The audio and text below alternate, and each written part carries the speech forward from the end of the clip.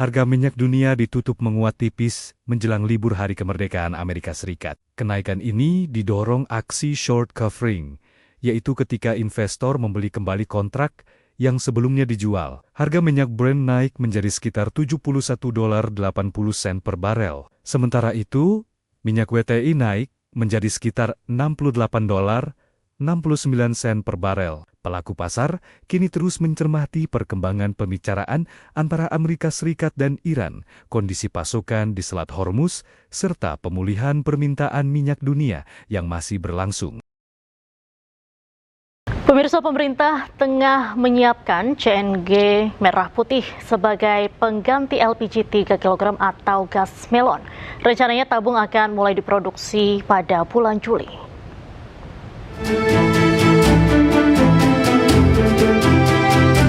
Tabung CNG atau Compressed Natural Gas bernama CNG merah putih tengah disiapkan sebagai pengganti LPG 3 kg atau gas melon. Gas baru ini diklaim jauh lebih ekonomis karena 30 hingga 40% lebih murah dibandingkan LPG konvensional. Selain itu, gas ini memiliki sistem plug and play yang langsung dapat digunakan sehingga pengguna tidak perlu mengganti kompor lama.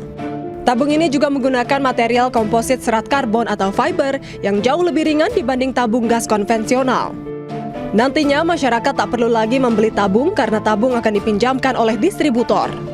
CNG merah putih ini diproyeksikan mampu menghemat devisa negara hingga 5 miliar dolar AS per tahun dan menekan beban subsidi hingga 80 triliun rupiah per tahun. Menteri ESDM Bahlil Lahadalia menyebut kini pemerintah tengah lakukan uji tahap ketiga terhadap tabung CNG termasuk dari aspek keamanan tabung. Kita di bawah yang dikenakan subsidi itu adalah harus pakai tabung yang 3 kilo. Tekanannya itu 200 sampai 250 bar. Nah, ini yang kita sekarang lagi uji coba, dia pakai valve. Ini yang kita coba. Nanti kompornya tidak perlu diganti kompor langsung. Dan itu bisa menahan peledakan dan kebakaran sampai 1000 cc. Ia juga menambahkan CNG sudah umum digunakan seperti di industri perhotelan, restoran, hingga dapur program makan bergizi gratis dan akan diproduksi mulai bulan Juli. Tim Liputan iNews melaporkan. Menteri Keuangan Republik Indonesia Purbaya Yudi Sadewa menegaskan tengah mengkaji keluhan buruh terkait pengenaan pajak pencairan jaminan hari tua atau JHT. Menurutnya, Kemenkyu masih pelajari dan pertimbangkan masukan yang disampaikan sebelum memutuskan apakah ketentuan tarif pajak perlu disesuaikan dan tetap berkeadilan. Kita lihat dulu keadaan lagi diaseskan, katanya Pak Dirjen mau ketemu buruh juga, kita lihat yang hasilnya seperti apa. Berarti maksudnya ada dibahasan juga Pak dari Kemenkyu Pak? Akan dibahas. Begini, selama itu jas itu adil, dalam hal ini jas kan adil. Bisa bahasa Inggris kalau ngomong bahasa Inggris. Indeks ekonomi. Dalam hal ini indeks ekonominya jas, kita akan ambil langkah yang diperlukan sesuai dengan asesmen nanti. Tapi kalau hanya kita belain yang ternyata yang itu pensiunnya gede-gede banget, 1 miliar, 2 miliar, ya nggak usah. Tapi saya akan lihat dulu ya. PT Pertamina Persero mengakui kapal tanker Pertamina Pride yang membawa minyak mentah untuk Indonesia masih tertahan di Selat Hormuz akibat kembali memanasnya kondisi di Selat Hormuz.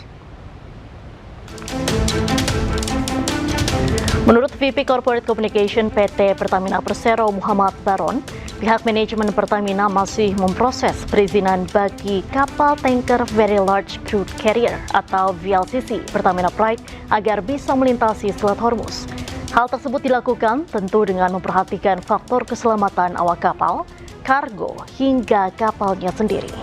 Sementara itu, kapal tanker Gamsunoro milik PT Pertamina International Shipping sudah berhasil melewati Selat Hormuz pada 24 Juni lalu, setelah sebelumnya sempat tertahan akibat konflik antara Iran dengan Amerika Serikat dan Israel. Tentunya untuk Pride sampai dengan saat ini kami sedang berproses untuk perizinannya. Nah, dan saat ini karena Selat Hormuz sudah memanas kembali, sehingga pelaksanaan kargo dari Pride masih tertunda, dan nanti apabila sudah melintas benar itu adalah untuk di Cilacap, Pulau Cilacap. Mulai 1 Juli 2026, Pertamina resmi turunkan harga Pertamax Turbo di seluruh Indonesia. Penyesuaian harga berlaku sejak pukul 00.00 waktu Indonesia Barat dan dilakukan sebagai bagian dari evaluasi berkala. Kebijakan ini merupakan hasil evaluasi berkala yang mengacu pada perkembangan harga minyak dunia, kondisi fiskal nasional, serta pertimbangan daya beli masyarakat. Dari pantauan di SPBU Cikini, Jakarta Pusat, aktivitas pengisian BBM berjalan normal. Sejumlah pengendara memanfaatkan penurunan harga dengan mengisi BBM non-subsidi.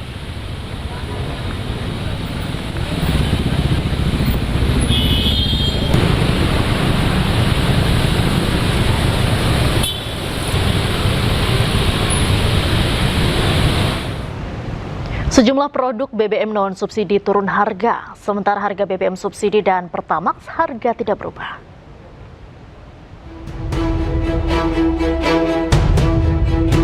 Tiga jenis BBM non-subsidi yang mengalami penurunan harga, diantaranya Pertamax Turbo turun dari Rp20.750 menjadi Rp19.300 per liter.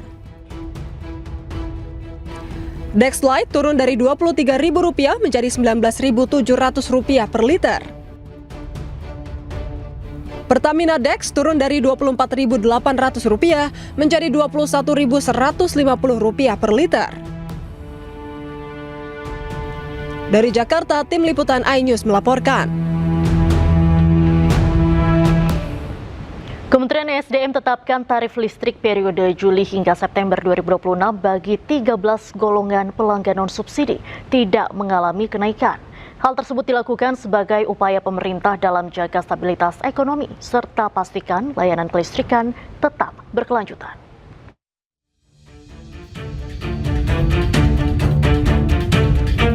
Pemerintah melalui Kementerian Energi dan Sumber Daya Mineral tetapkan tarif tenaga listrik PT PLN Persero Triwulan 3 atau periode Juli hingga September tahun 2026. Bagi 13 golongan pelanggan non-subsidi tidak mengalami kenaikan. Menurut Menteri ESDM Bahlil Lahadalia, hal ini dilakukan demi menjaga daya beli masyarakat serta mendukung stabilitas ekonomi nasional. Sehingga pemerintah memutuskan tarif listrik triwulan 3 tahun 2026 tetap atau tidak naik.